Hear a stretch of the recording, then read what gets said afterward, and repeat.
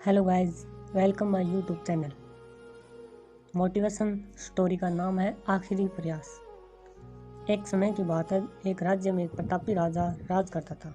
एक दिन उसके दरबार में एक विदेशी व्यक्ति आया और उसने राजा को एक सुंदर पत्थर उपहार स्वरूप प्रदान किया।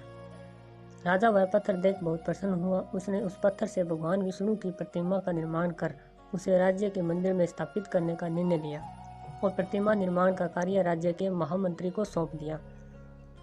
महामंत्री गांव के सर्वश्रेष्ठ मूर्तिकार के पास गया और उसे वह पत्थर देते हुए बोला, महाराज, मंदिर में भगवान विष्णु की प्रतिमा स्थापित करना चाहते हैं। 7 दिवस के भीतर इस पत्थर से भगवान विष्णु की प्रतिमा तैयार कर राजमहल पहुंचा देना। इसके लिए तुम्हें 50 स्वर्ण मुद्राएं दी जाएगी।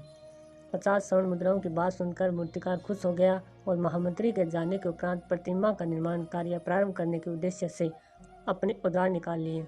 अपने औजार में से उसने एक हथौड़ा लिया और पत्थर तोड़ने के लिए उस पर हथौड़े से वार करने लगा, किंतु पत्थर जस का तस रहा। मूर्तिकार ने हथौड़े के कई बार पत्थर पर किए, किंतु पत्थर नहीं टूटा।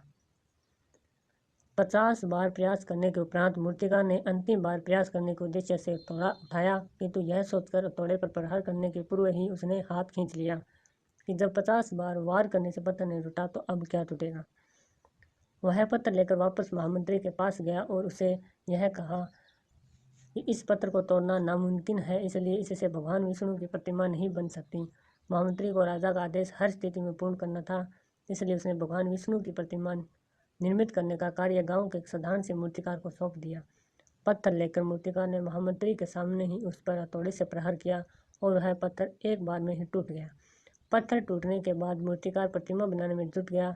इधर महामंत्री सोचने लगा कि काश पहले मूर्तिकार ने एक अंतिम प्रयास और किया होता तो सफल हो गया होता और 50 स्वर्ण मुद्राओं का हकदार बनता।